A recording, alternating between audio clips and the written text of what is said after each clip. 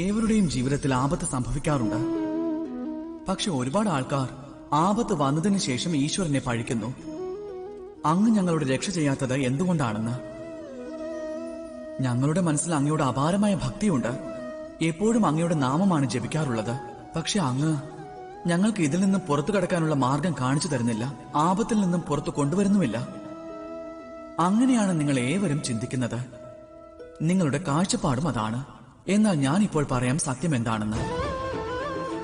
സത്യം ഇതാണ്: ഈശ്വരൻ എപ്പോഴും നിങ്ങളുടെ കൂടെ തന്നെ ഉണ്ട്, എവിടെയും പോയിട്ടില്ല. നോക്കിയാലും ആ വിത്തിന്റെ കണ്ണിലൂടെ അത് ഭൂമിക്ക് അടിയിലാണ് നിക്ഷേപിച്ചിരിക്കുന്നത്.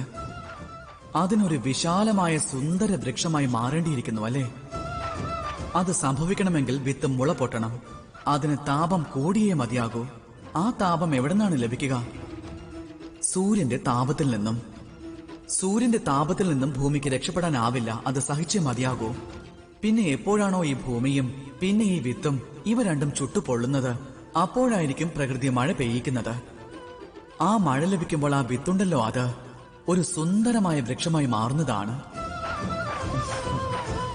ഇപ്രകാരം തന്നെയല്ലേ നമുക്കും സംഭവിക്കുന്നത്? അതുകൊണ്ട് നമുക്കും എന്തെങ്കിലും ആപത്ത് വന്നാൽ അല്ലെങ്കിൽ കഷ്ടതയുണ്ടായാൽ അതിന്റെ അർത്ഥം ഒരിക്കലും ഇതല്ല നിങ്ങൾ ചെയ്ത പാപത്തിന്റെ ശിക്ഷയാണ് നിങ്ങൾക്ക് ലഭിക്കുന്നതെന്ന്. ചിലപ്പോൾ ഭാവിയിൽ നിങ്ങൾക്ക് വളരെ സുദൃഢമായി മാറേണ്ടതായി വന്നേക്കാം. അതിന്റെ ആവശ്യമുണ്ടാവുകയും ചെയ്യും. ഇത് അതിന്റെ അടിസ്ഥാനമാണ്. എത്രമാത്രം മനസ്സിലാക്കുന്നുവോ, എത്രമാത്രം ശക്തിശാലിയാകുന്നുവോ, അത്രയും പ്രതിരോധ ശക്തിയും ഉണ്ടാകുന്നു.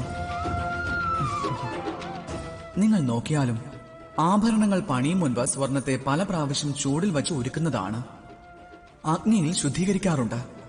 അപ്രകാരം നിങ്ങളും ശൂരവീരന്മാരാകാൻ ആഗ്രഹിക്കുന്നുണ്ടെങ്കിൽ നിശ്ചയമായും അതികഠിനമായ താപത്തെ സഹിച്ചേ മതിയാകൂ ഏവർക്കും. അപ്പോൾ എന്നോടൊപ്പം വന്ന് പറഞ്ഞാലും: വന്ദേ ധർമ്മം, വന്ദേ കർമ്മം,